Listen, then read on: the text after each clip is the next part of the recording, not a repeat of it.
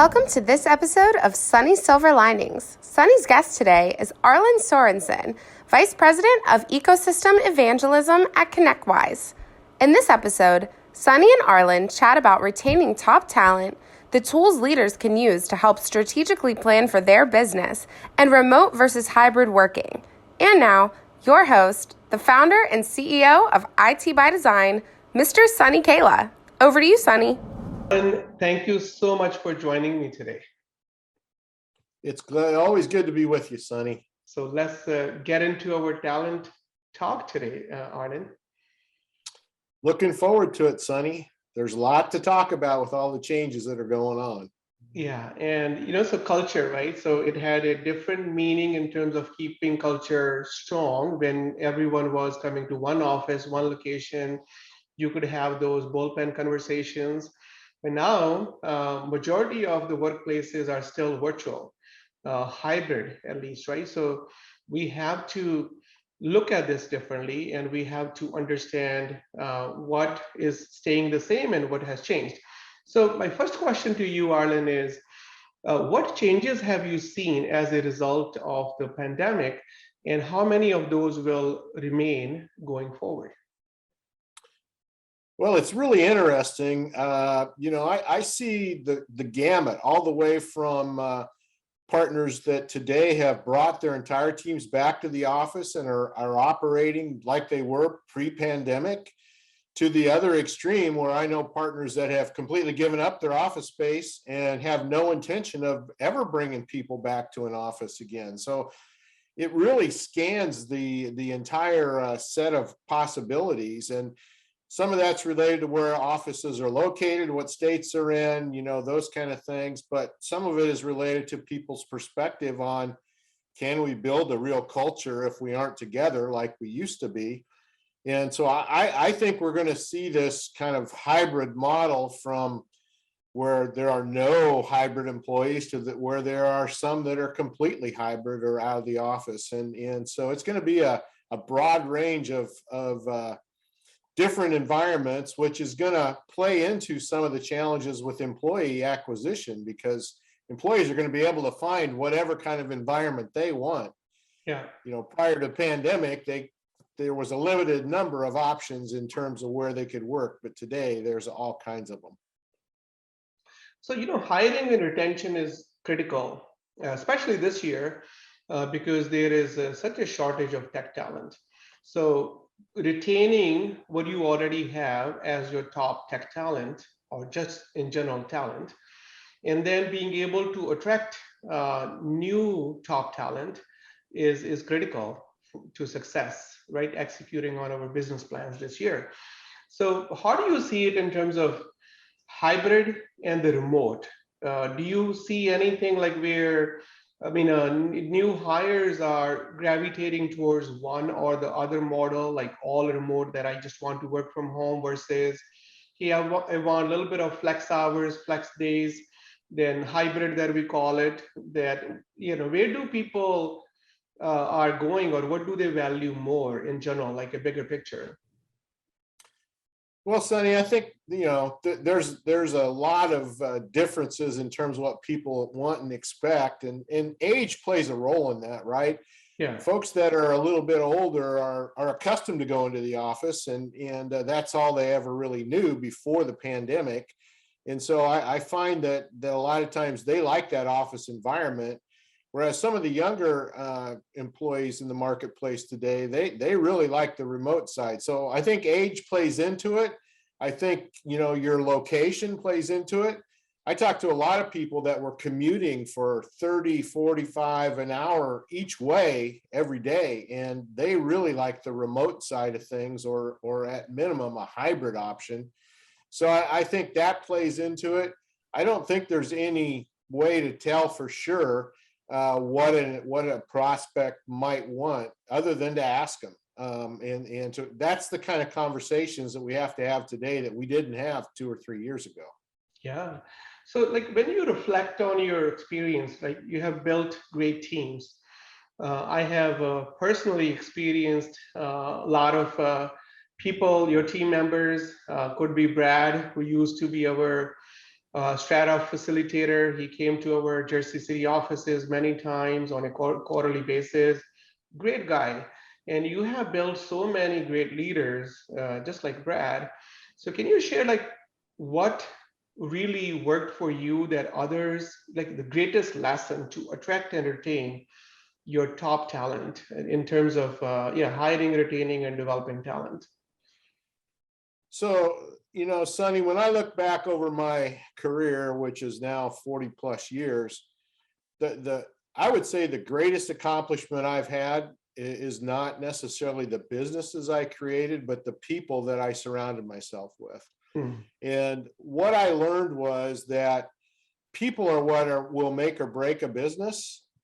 And I looked for people that were smarter than I was, that had the ability to grow beyond where I was. I wanted people that could help drive the businesses forward to a new place. And so, I often went and found employees and pursued them. I seldom hired based on an ad or something like the online recruiting systems. I would identify the talent that I thought was exceptional, and I would then pursue them. They weren't necessarily looking for a job. Brad's a great example. He was running a company in Duluth, Minnesota, and it took 6 years for me to convince him that he wanted to come to work for me. But that's kind of how I did it. I would identify, pursue, and just continue to try to bring them along. And so, getting the right people is really the key to success. Yeah. And so let's stay there for a little bit. So two things, right? I see that some leaders, they are very intentional about protecting their time to invest in finding team members, building team members, and there are leaders that don't. So from like when you were building these teams, any like bigger picture understanding, like what percentage of your time was going into hiring, training, and developing? And is there any other strategy that you have used in terms of pursuing Brad type of people where it took years? But yeah, any strategies that you can share to find good people? Sonny, I think one of the keys that certainly helped me was to be involved in the community, to be where the people were that I would want to acquire as employees. And so, some of those happened at industry events where I found folks like Brad and Israel Lang and Hardin Byers and others. Some of it happened in my own local community in Harlan, where I found folks that became, accounting resources, sales resources. So, I went to where I thought I could find the kind of people that I needed to build my business, and spent time there identifying the talent that would really help us go to the next level.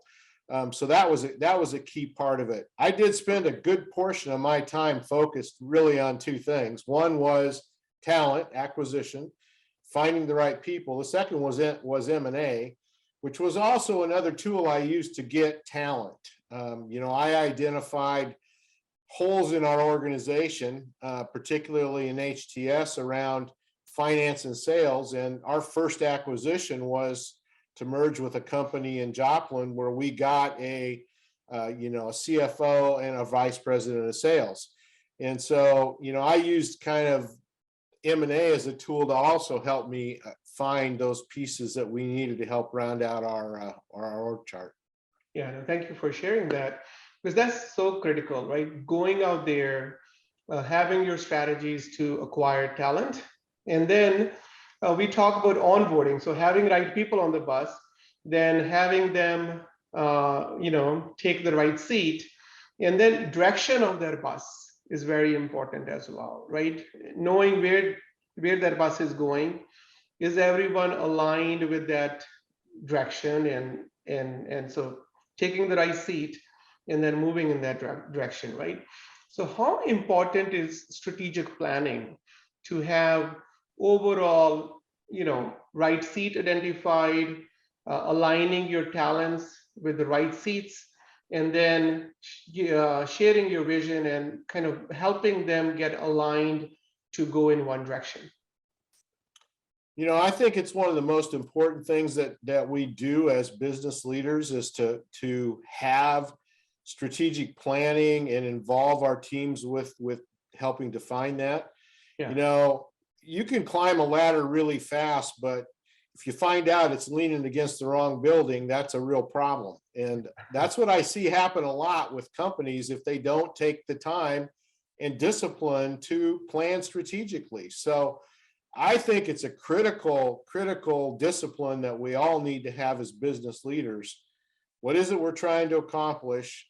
How are we going to get there, and how long do we have? If we know those three things, we can define some clarity and help our people really know what they need to do to help us get there. Yeah, and so talk to me more about that. So you have you have built even offering for MSPs back in the days to help them with the strategic tools and strategic process, and having people do that for them. Like in our example, our business changed when Brad started doing strategic planning with us. So we had the win wheel, and there was so much kind of co-authoring that plan that you have for the year, and then you revisit that on a quarterly basis in the form of EIPs.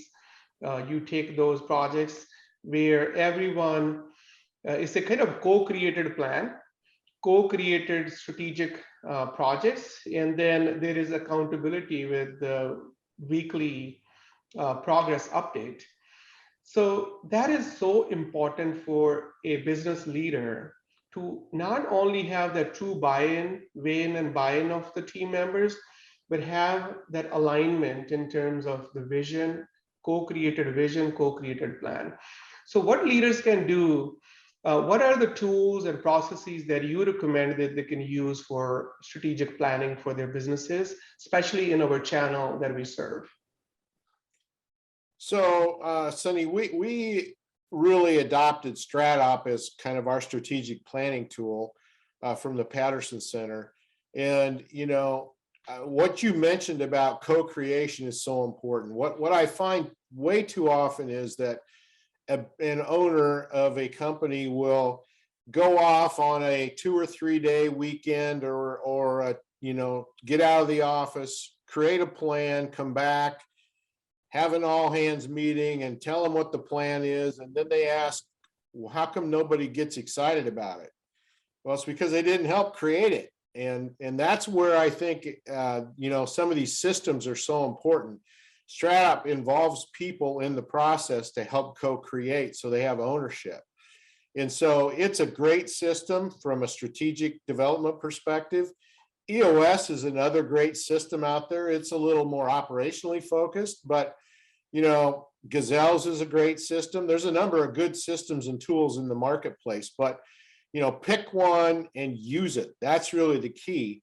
And the beauty of what happens once you begin that process is you can cascade down those goals to the individual so they actually know why they come to work in the morning. When I go consult and I sit down with a group of employees, I always ask them, how are you doing in terms of what you think your leadership wants you to do every day? And more often than not, what they tell me is they're not real sure what exactly is expected. Nobody's really sat down and helped cascade those goals down to what it means for them. And what they tell me is the only way I know I'm doing okay is I got paid last week. And that's a poor way to measure performance, is did I get a paycheck or not? Because if you don't, you really missed it somewhere. Yeah. So strategic planning is really, really important. And I can't encourage people enough to use a system to do it. Yeah, no, that's a great point. And it's so sad, Arlen, to see how many businesses out there with team members, they don't have clarity on goals and objectives and that alignment with the strategic objectives. And it's really, as leaders, we are not empowering and putting people in kind of positioning them for success just because we don't have these strategic planning tools and take time to really implement those and then involve, engage our team where they have the buy-in. There's like, oh, this is my plan, right? We created it together. Thank you so much once again for coming to my podcast. I always appreciate you, my friend and my mentor. And you have made a huge difference in my life and the community that you created. It's such a wonderful community, and I'm part of that community, and always enjoy that. And I mean, I just don't know what words I should use to thank you for making that impact on my life, making a difference. And I truly appreciate it. And you do it from your heart. It's like the farmer's heart. You can see it, that you do it from here. And that's what I appreciate. And you do it with world-class quality. So thank you, Arlin, for coming. Well, thank you, Sonny. And, what's exciting is to see you and Cam, doing the same thing, taking things you learn and experience and sharing it with all the people around you as well. That's the power of community, is when we learn from each other and we share it with the next person beside us. So Thanks for doing that. Thank you. I think that there's one thing that we have in common, which is that my background is a farmer as well. And so people ask me, Sonny, what's your secret sauce for success? And I will say, I have farmer heart, and I lived so close to Wall Street that I produce Wall Street quality with a farmer heart. And it's like a big heart with quality, and that is the secret to success. Just serve people from your heart, stay close to God, and every farmer is, and and serve, do your best and do it with quality. And yeah, so there's one thing that we share in common, and that's probably one reason why I have so much gratitude for you, and so much I just love spending time with you. And thank you, Arlin, and take care.